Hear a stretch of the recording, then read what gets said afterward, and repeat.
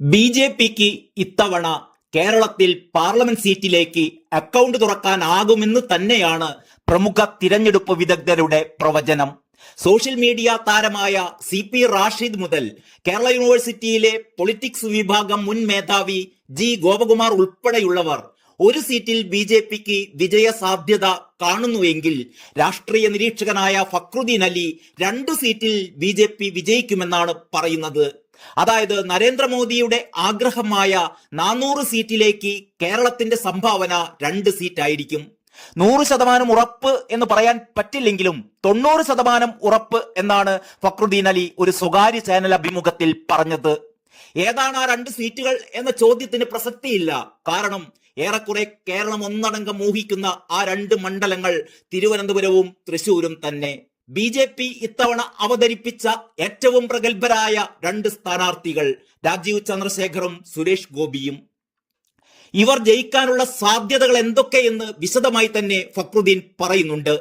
മുമ്പൊക്കെ UDFനെ തുണച്ചിരുന്ന തീരദേശ വോട്ടുകൾ ഇത്തവണ കുറെയൊക്കെ പിടിക്കാൻ രാജീവ് ചന്ദ്രശേഖറിന് കഴിയുമെന്നാണ് ആദ്യത്തെ സാധ്യതയായി പറയുന്നത്.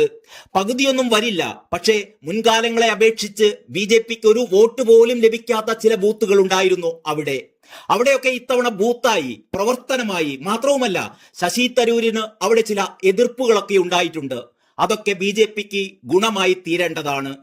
തീരദേശ മേഖലയിൽ ഒരു പ്രസൻസും ഇല്ലാത്തിടങ്ങളിൽ നിന്ന് പോലും ഒരു ബൂത്തിൽ നിന്ന് 10 വോട്ടെങ്കിലും കിട്ടത്തക്ക രീതിയിൽ അവിടെ പ്രവർത്തിക്കാൻ ബി.ജെ.പിക്ക് കഴിഞ്ഞിട്ടുണ്ട്. രാജീവ് ചന്ദ്രശേഖർ കോൺസെൻട്രേറ്റ് ചെയ്തിരുന്നത് പ്രത്യേകിച്ച് 3 മണ്ഡലങ്ങളിലായിരുന്നു: കോവളം, പാറശാല, നെയ്യാറ്റിൻകര. 3 തീരദേശ മണ്ഡലങ്ങൾ. അതുകൊണ്ട് തന്നെ മുൻ തിരഞ്ഞെടുപ്പുകളിൽ നിന്നും വിഭിന്നമായി ഇവിടെയെല്ലാം ബി.ജെ.പിക്ക് സാധ്യത വർദ്ധിച്ചിട്ടുണ്ട്. പിന്നെ പോളിംഗ് ശതമാനം കുറഞ്ഞത് ബി.ജെ.പിയെ മാത്രമായി ബാധിക്കില്ല എന്നും ഫക്രുദ്ദീൻ നിരീക്ഷിക്കുന്നു. എല്ലാ പാർട്ടികളെയും ഇത് ബാധിക്കും, അത്രയേയുള്ളൂ. ബി.ജെ.പി ഒരു കേഡർ പാർട്ടി എന്ന നിലയ്ക്ക് ബി.ജെ.പിക്ക് വലിയ പരിക്കൊന്നും പറ്റാനിടയില്ല. ബി.ജെ.പിയുടെ കേന്ദ്ര നേതൃത്വം നേരിട്ട് മോണിറ്റർ ചെയ്യുന്ന തിരഞ്ഞെടുപ്പാണിത്. അതുകൊണ്ട് തന്നെ വോട്ടുകളൊന്നും നഷ്ടപ്പെടാനിടയില്ല. അതേസമയം കോൺഗ്രസിന് അങ്ങനെയൊരു സംവിധാനം ഇല്ല എന്നും ഓർക്കണം. ഇനി സിറ്റിയിലെ കാര്യം, അതും രാജീവ് ചന്ദ്രശേഖറിന് അനുകൂലമാണ്. ശശി തരൂരിനെ കൊണ്ടു നടന്ന ആളുകൾ പലരും ഇത്തവണ ശശി തരൂരിന് എതിരായിരുന്നു. അപ്പോൾ നേരത്തെ ശശി തരൂരിന് കിട്ടിയിരുന്ന വോട്ടുകൾ സ്പ്ലിറ്റ് ആകുമെന്ന് വേണം കാണാൻ. അത് രാജീവ് ചന്ദ്രശേഖറിനാണ് കിട്ടാൻ പോകുന്നത്. പിന്നെ വിഴിഞ്ഞം സമരവും ശശി തരൂരിനെ ഒരു പരിധി വരെ ബാധിക്കും. കാരണം ശശി തരൂർ അദാനിക്കൊപ്പമായിരുന്നു എന്നറിയാമല്ലോ. ലത്തീൻ സഭ പക്ഷേ ഇന്ത്യ മുന്നണി ജയിച്ചു വരണം എന്ന പക്ഷക്കാരുമാണ്. അതും നോക്കണം. അപ്പോൾ വലിയ ഒരു ഒഴുക്കൊന്നും പ്രതീക്ഷിക്കേണ്ടതില്ലെങ്കിലും ഒരു ചെറിയ ശതമാനം വോട്ടെങ്കിലും ഡൈവേർട്ട് ചെയ്യുമെന്ന് ഉറപ്പാണ്. മറ്റൊന്ന്, സിറ്റിയിൽ ശശി തരൂറിന് കിട്ടിക്കൊണ്ടിരുന്ന എലീറ്റ് ഹിന്ദു വോട്ടുകൾ, അതായത് നായർ വോട്ടുകളും ഇത്തവണ സ്പ്ലിറ്റ് ആകും. കൂടെ നടന്നിരുന്ന ആളുകൾ തന്നെ ഇത്തവണ നേരെ തിരിഞ്ഞിട്ടുണ്ട്. മുൻ അംബാസിഡർ PK ശ്രീനിവാസനെ പോലുള്ള ആളുകളൊക്കെ ഇത്തവണ രാജീവ് ചന്ദ്രശേഖറിനൊപ്പമായിരുന്നു. 2014 O രാജഗോപാൽ മത്സരിച്ചപ്പോൾ തിരുവനന്തപുരം സൗത്തും കഴക്കൂട്ടവും ബി.ജെ.പി ലീഡ് ചെയ്തതാണ്. അതിലൊരു മാറ്റവും ഉണ്ടാവില്ല. പിന്നെ ക്രിസ്ത്യൻ വോട്ടുകളാണ്. സഭകൾക്ക് എന്തെങ്കിലുമൊക്കെ നേടിയെടുക്കണമെങ്കിൽ സെന്ററിൽ ബി.ജെ.പി വരണം എന്ന ആഗ്രഹമുണ്ട്. അതും ഒരു ഫാക്ടറാണ്. ഇനി ശശി തരൂരിന്റെ പ്രവർത്തനത്തെ കുറിച്ചാണ്. ശശി തരൂരിന്റെ 15 വർഷത്തെ പ്രവർത്തനം വിലയിരുത്തുമ്പോൾ ഒരിക്കലും അത് തൃപ്തികരമല്ല. MP ഫണ്ടൊക്കെ ഉപയോഗിച്ചിട്ടുണ്ട് എന്ന് സമ്മതിക്കാമെങ്കിലും പക്ഷെ ജനങ്ങൾ ഉദ്ദേശിച്ച സാധനം വന്നിട്ടില്ലെന്നാണ് ഫക്രുദ്ദീൻ പറയുന്നത്. സച്ചിൻ ടെണ്ടുൽക്കർ ഒരു ടെസ്റ്റിൽ 50 അടിച്ചിട്ടൊന്നും വലിയ കാര്യമില്ല. ഒരു 200-300 ഒക്കെയാണ് നമ്മൾ പ്രതീക്ഷിക്കുന്നത്. അതുപോലെ ശശി തരൂരിനെ പോലെ ഇത്രയും സ്വാധീനമുള്ള ഒരാൾ ഇങ്ങനെ ആയിരുന്നില്ല പ്രവർത്തിക്കേണ്ടിയിരുന്നത്.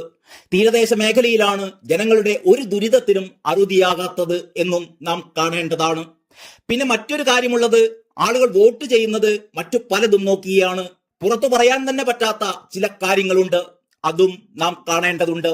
കഴിഞ്ഞ തവണയൊക്കെ സംഭവിച്ചത് ശശി തരൂരിന് ഒത്ത ഒരു എതിരാളി ഇല്ലാത്തതായിരുന്നു എന്നതാണ്. O രാജഗോപാലും കുമ്മനവുമെന്നും ശശി തരൂരിന് പറ്റിയ ഒരു എതിരാളി അല്ലായിരുന്നു. നല്ല ഇംഗ്ലീഷും നല്ല ഹിന്ദിയും അറിയുന്ന വളരെ ഊർജ്ജസ്വലരായ ഒരാൾ വരുമ്പോൾ സ്വാഭാവികമായും ചിത്രം മാറും. തിരുവനന്തപുരത്തുകാരുടെ ഒരു സ്വഭാവം അത്യാവശ്യം വിവരവും ബോധവും വിദ്യാഭ്യാസവും ഒക്കെയുള്ള ആളുകളെയാണ് അവർ ഇഷ്ടപ്പെടുന്നത് എന്നാണ്. തീർച്ചയായും രാജീവ് ചന്ദ്രശേഖറിന് അവരുടെ വിശ്വാസം ആർജിക്കാൻ കഴിഞ്ഞിട്ടുണ്ട്. ശശി തരൂരും രാജീവ് ചന്ദ്രശേഖറും ഭാഷാപരമായും വിജ്ഞാനപരമായും അത്യുന്നതങ്ങളിലുള്ളവരാണ്. പക്ഷേ ചില വ്യത്യാസങ്ങളുണ്ട് ഇവർ തമ്മിൽ. രാജീവ് വർത്തമാനം കുറവും പ്രവൃത്തി കൂടുതലുമാണ്. രാജീവിന്റെ സ്ട്രൈക്കിംഗ് റേറ്റ് 100 ആണ്. ശശി തരൂരിൻ്റെത് അത്രയും വരില്ല, ഒരു 75% എന്നെടുക്കാം. പിന്നെ ഏറ്റവും പ്രധാനപ്പെട്ട ഒരു കാര്യം, ശശി തരൂരിന്റെ പല നെഗറ്റീവ്സും രാജീവിനില്ല എന്നതാണ്. ശശി തരൂർ ഇവിടെ ആദ്യമായി മത്സരിക്കാനെത്തുന്ന കാലത്തേതിനേക്കാൾ ഫേമസ് ആണ് രാജീവ് ചന്ദ്രശേഖർ. ഭരണരംഗത്ത് മാത്രമല്ല, മാധ്യമരംഗത്തും. ഏഷ്യാനെറ്റിന്റെ മുതലാളിയായിട്ടും അതിന്റെ ഒരു കാര്യത്തിലും, അതായത് നയപരമായ ഒരു കാര്യങ്ങളിലും അദ്ദേഹം ഇടപെടാറില്ല. ഈ തിരഞ്ഞെടുപ്പിൽ പോലും ഏഷ്യാനെറ്റ് രാജീവ് ചന്ദ്രശേഖറിനോട് പ്രത്യേക മമതയൊന്നും കാണിച്ചിട്ടില്ല. ഇതൊക്കെ വാച്ച് ചെയ്യുന്നവരെ സംബന്ധിച്ച് രാജീവ് ചന്ദ്രശേഖറിന്റെ ഗ്രാഫ് ഉയരുക തന്നെ ചെയ്യും. രാജീവ് ചന്ദ്രശേഖർ ഇവിടെ വന്നത് തന്നെ കയ്യിലൊരു ലാപ്ടോപ്പുമായാണ്. തിരുവനന്തപുരത്ത് എവിടെയൊക്കെ കടലാക്രമണം ഉണ്ടാവുമെന്ന് അവിടെയുള്ളവരെക്കാൾ രാജീവ് ചന്ദ്രശേഖർ മനസ്സിലാക്കിയിട്ടുണ്ട്. അദ്ദേഹം പറഞ്ഞയിടത്ത് തന്നെയായിരുന്നു അത് സംഭവിച്ചത്. അതോടെ അദ്ദേഹത്തോടുള്ള ഒരു വിശ്വാസം നാട്ടുകാർക്കിടയിൽ വർദ്ധിച്ചിട്ടുണ്ട്. എന്തായാലും ടൈറ്റ് മത്സരമാണ് തിരുവനന്തപുരത്ത്. ഇത്തവണ LDFന്റെ വോട്ട് അധികം മാറി ചെയ്തിട്ടില്ല എന്നാണ് മനസ്സിലാക്കുന്നത്. ഇത്തരം സന്ദർഭങ്ങളിൽ, അതായത് BJPക്ക് ജയസാധ്യതയുണ്ട് എന്ന് കണ്ടാൽ സാധാരണ BJPക്കെതിരെ അവർ വോട്ട് മറിക്കാറുണ്ട്. പക്ഷേ ഇത്തവണ അത് ഉണ്ടായിട്ടില്ല എന്നാണ് മനസ്സിലാക്കുന്നത്. ഇതുകൊണ്ടൊക്കെ രാജീവ് ചന്ദ്രശേഖറിന് എന്തുകൊണ്ടും അനുകൂലമാണ് തിരുവനന്തപുരം മണ്ഡലം. ഇന്റലിജൻസ് റിപ്പോർട്ട് അടക്കം രാജീവ് ചന്ദ്രശേഖർ വിജയിക്കുമെന്നാണ് പറയുന്നത്. ഇനി തൃശൂരിന്റെ കാര്യമാണ്. തൃശൂരിൽ സുരേഷ് ഗോപി വിജയം ഉറപ്പിച്ചിരിക്കുകയാണ്. അതിലൊരു സംശയവുമില്ല. സുനിൽകുമാർ നാട്ടുകാരനായതുകൊണ്ടും ജനകീയനായതുകൊണ്ടും സുനിലിനാണ് വിജയ സാധ്യത എന്നൊരു ഫീൽ അവിടെയുണ്ട്. അത്രയേ ഉള്ളൂ. സുരേഷ് ഗോപി കഴിഞ്ഞ 5 വർഷവും അവിടെ വളരെ കമ്മിറ്റഡ് ആയി പ്രവർത്തിച്ചിട്ടുണ്ട്. സുരേഷ് ഗോപി സിനിമയിലെ അഭിനയിക്കാറുള്ളൂ, രാഷ്ട്രീയത്തിൽ ഒട്ടും അഭിനയിക്കാൻ അറിയില്ല. അല്ലെങ്കിൽ അതിന് സുരേഷ് ഗോപി തയ്യാറായിട്ടില്ല. പ്രചരണ രംഗത്തൊക്കെ സുരേഷ് ഗോപിയായി തന്നെ നിൽക്കുകയായിരുന്നു. പറയാനുള്ളത് മുഖത്ത് നോക്കി പറയുന്ന സ്വഭാവം, അത് സുരേഷ് ഗോപിക്ക് ജനറ്റിക്കലായി കിട്ടിയതാണ്. സുരേഷ് ഗോപിയുടെ നാച്ചുറൽ സ്വഭാവമാണത്. സുരേഷിന്റെ അച്ഛനും ഇതേ സ്വഭാവമാണെന്ന് പറഞ്ഞു കേട്ടിട്ടുണ്ട്. അതൊരു ജനറ്റിക്കലായ ഫാക്ടറാണ്. സുരേഷ് ഗോപി സിനിമയിൽ നിന്ന് പുറത്തിറങ്ങി വന്നിട്ടില്ല എന്നൊക്കെ പറയുന്നത് തെറ്റാണ്. സുരേഷ് ഗോപി അറിയാത്തവരാണ് അങ്ങനെയൊക്കെ പറയുന്നത് എന്നും ഫക്രുദ്ദീൻ ചൂണ്ടിക്കാണിക്കുന്നു. കോവിഡ് കാലത്തൊക്കെ എംബസികളുമായി ബന്ധപ്പെട്ട് നിരവധി പേർക്ക് സുരേഷ് ഗോപി അവിടെ സഹായങ്ങൾ ചെയ്തു കൊടുത്തിട്ടുണ്ട്. ജാതി മത പരിഗണനകളൊന്നും അദ്ദേഹം നോക്കാറില്ല. സ്വന്തം കാശ് മുടക്കിയിട്ടാണ് ചാരിറ്റി പ്രവർത്തനങ്ങൾ നടത്തുന്നത്. പിന്നെ വിദേശ രാജ്യങ്ങളുമൊക്കെയായി ഇമ്മീഡിയറ്റ് കണക്ഷൻ ആണ് അദ്ദേഹത്തിന്. ഒരു MP-യിൽ നിന്ന് പ്രതീക്ഷിക്കുന്ന ചില ഇടപെടലുകളുണ്ട്. അതിന് സുരേഷ് ഗോപി കഴിഞ്ഞേയുള്ളൂ ആരും. പ്രധാനമന്ത്രിയുമായൊക്കെ നേരിട്ടുള്ള കണക്ഷൻ, മോദിക്കും അമിത്ഷായ്ക്കുമൊക്കെ അത്രയ്ക്കും പ്രിയപ്പെട്ടയാൾ. എംബസി ഉദ്യോഗസ്ഥന്മാരോടൊക്കെ നേരിട്ട് വിളിച്ചു പറയാനുള്ള തന്റെ ഇടം, അതിനുള്ള പവർ, ഭാഷാജ്ഞാനം, ഇതൊക്കെ അവിടെ സുരേഷ് ഗോപിക്ക് മാത്രമേ ഉള്ളൂ. ഇവിടെയൊക്കെ സുനിലും മുരളീധരനും സുരേഷ് ഗോപിയോട് തോറ്റുപോകും, ഫക്രുദ്ദീൻ പറയുന്നു. സുനിലിന് ഇംഗ്ലീഷും ഹിന്ദിയും ഒന്നും ശരിക്കും സംസാരിക്കാൻ അറിയില്ല. ഒരു MP ആവുമ്പോൾ അതൊക്കെ അനിവാര്യമാണ്. അതേസമയം ഒരു MLA ആകാൻ പെർഫെക്റ്റ് ആണ് സുനിൽ. തൃശൂർ കച്ചവടക്കാരുടെ കേന്ദ്രമാണ്. അതുകൊണ്ട് തന്നെ അവർ ഓപ്റ്റ് ചെയ്യുക സുരേഷ് ഗോപിയെ ആയിരിക്കും, ഒരു സംശയവുമില്ല. മുസ്ലിങ്ങൾക്ക് മാത്രമാണ് പിന്നെ ഒരു പ്രശ്നമുള്ളത്. എങ്ങനെ BJPക്ക് വോട്ട് ചെയ്യും, എങ്ങനെ താമരക്ക് വോട്ട് ചെയ്യും എന്നത്. പക്ഷെ മുസ്ലിം സ്ത്രീകൾക്ക് ദാനധർമ്മങ്ങൾ ചെയ്യുന്നവരോട് ഒരു പ്രത്യേക താല്പര്യം ഉണ്ടാവാറുണ്ട്. തൃശ്ശൂരിലെ ഏത് മുസ്ലിമും സക്കാത്ത് ചെയ്യുന്നതിനേക്കാൾ കൂടുതലായി സുരേഷ് ഗോപി ദാനധർമ്മങ്ങൾ അനുഷ്ഠിച്ചിട്ടുണ്ട്. അതവർക്കറിയാം. അതുകൊണ്ടൊക്കെ മുസ്ലിം സമുദായത്തിലെ വോട്ടുകളും സുരേഷ് ഗോപിക്ക് കുറച്ചൊക്കെ കിട്ടും. പിന്നെ ക്രിസ്ത്യൻ സമുദായത്തിലെ വോട്ടുകളാണ്. മാതാവിന് കിരീടം കൊടുത്ത സംഭവമൊക്കെ വലിയ രീതിയിൽ അധിക്ഷേപിച്ച് പറഞ്ഞതൊക്കെ ഒടുവിൽ പൊട്ടിപ്പോയി. അതൊക്കെ സുരേഷ് ഗോപിക്ക് ഗുണമായി മാറും. കിരീടത്തിൽ ആവശ്യത്തിന് സ്വർണമുണ്ടെന്ന് മനസ്സിലായതോടെ ഈ വിഷയം എടുത്തിട്ടവരുടെ മിണ്ടാട്ടം മുട്ടിപ്പോയി. ഇത് മാത്രമല്ല, സുരേഷ് ഗോപിക്കെതിരെ വന്ന എല്ലാ വിവാദങ്ങളും ഒടുവിൽ അനുകൂലമായി മാറുകയായിരുന്നു. 20,000 വോട്ടിനെങ്കിലും സുരേഷ് ഗോപി അവിടെ ജയിക്കുമെന്നാണ് കരുതുന്നത്.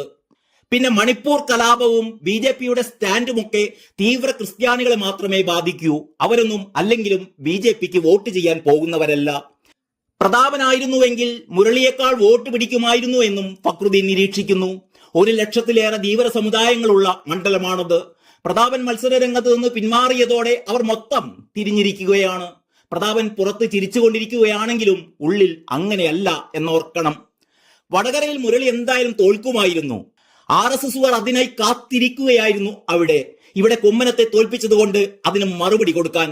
അതാണ് മുരളിയെ അവിടെ നിന്ന് മാറ്റിയത്. പക്ഷെ പ്രതാപന് മുന്നിൽ മുരളി ഒന്നുമല്ല. പ്രതാപൻ ഒന്നാം തരം മുസ്ലിമാണ്, ഒന്നാം തരം ധീവരനാണ്, ഒന്നാം തരം ക്രിസ്ത്യാനിയുമാണ്. ഇവരുടെയൊക്കെ ചങ്കാണ്. സുനിലിനൊത്ത എതിരാളി പ്രതാപനായിരുന്നു. സുനിലും പ്രതാപനും മാത്രമായിരുന്നുവെങ്കിൽ പ്രതാപൻ ജയിച്ചു കയറും, ഉറപ്പാണ്. അതാണ് പ്രതാപന്റെ വോട്ട് ക്യാൻവാസിംഗ് മിടുക്ക്. അതേസമയം സുരേഷ് ഗോപിയുടെ ഇമേജ് നല്ല ഹിന്ദു, നല്ല സനാതന ധർമ്മി, നല്ല ശമരിയക്കാരൻ, നല്ല മുസ്ലിം, ഇതൊക്കെ ചേർന്നതാണ് സുരേഷ് ഗോപിയുടെ ഒരു ഇമേജ്. സുരേഷ് ഗോപിയുടെ വാവിട്ട ചില വാക്കുകൾ ദോഷം ചെയ്യുമോ എന്നതാണ് മറ്റൊരു ചോദ്യം. അതായത് അടുത്ത ജന്മത്തിൽ ബ്രാഹ്മണനായി ജനിക്കണം, അയ്യപ്പനെ തഴുകണം തുടങ്ങിയ ചില ഡയലോഗുകൾ. ഇതൊക്കെ പലരുടെയും മനസ്സിലുള്ള കാര്യങ്ങൾ തന്നെയാണ്. സുരേഷ് ഗോപി തുറന്നു പറഞ്ഞു എന്നേയുള്ളൂ എന്നാണ് ഫക്രുദ്ദീൻ പറയുന്നത്. സുരേഷ് ഗോപി ഹിപ്പോക്രാറ്റ് അല്ല, അതുകൊണ്ടാണ് അങ്ങനെ. പണ്ടേ ഒരു ചാക്കോച്ചി ടൈപ്പ് ആളാണ് സുരേഷ് ഗോപി. അവസാനം തൃശൂർ പൂരം കലക്കിയതുമായി ബന്ധപ്പെട്ട ഒരു വിവാദം കൂടി അവിടെ വന്നതോടെ സുരേഷ് ഗോപിക്ക് അതും ഗുണം ചെയ്യുമെന്നാണ് കരുതുന്നത്. അപ്പോൾ ഇത്തവണ BJPക്ക് 2 സീറ്റ് കേരളത്തിൽ ഉറപ്പ്. അതോ ഇതിലും കൂടുമോ എന്നുള്ളതാണ് മറ്റൊരു സംശയം. ആലപ്പുഴയിൽ കൊടുങ്കാറ്റായി ശോഭാ സുരേന്ദ്രൻ ആഞ്ഞടിക്കുമ്പോൾ KC എന്ന വൻമരം വീഴുമോ? അതോ ഈ ആടിയുലയിൽ ആരിഫ് രക്ഷപ്പെടുമോ? കാരണം ശോഭ പിടിക്കുന്ന വോട്ടുകളിൽ ഭൂരിപക്ഷവും KCക്ക് കിട്ടാൻ സാധ്യതയുള്ളവയാണ് എന്നാണ് കരുതുന്നത്. അതേസമയം നമ്മുടെ PC ജോർജ് പറയുന്നത് BJP 3 സീറ്റിൽ വിജയിക്കുമെന്നാണ്. തിരുവനന്തപുരത്തിനും തൃശൂരിനും ഒപ്പം പത്തനംതിട്ട കൂടി PC കൂട്ടിച്ചേർക്കുന്നുണ്ട്. പത്തനംതിട്ടയിൽ BJP ജയിക്കേണ്ടത് PC ജോർജിന്റെ കൂടി നിലനിൽപ്പിന്റെ ആവശ്യമാണല്ലോ. News desk Kalakaumudi.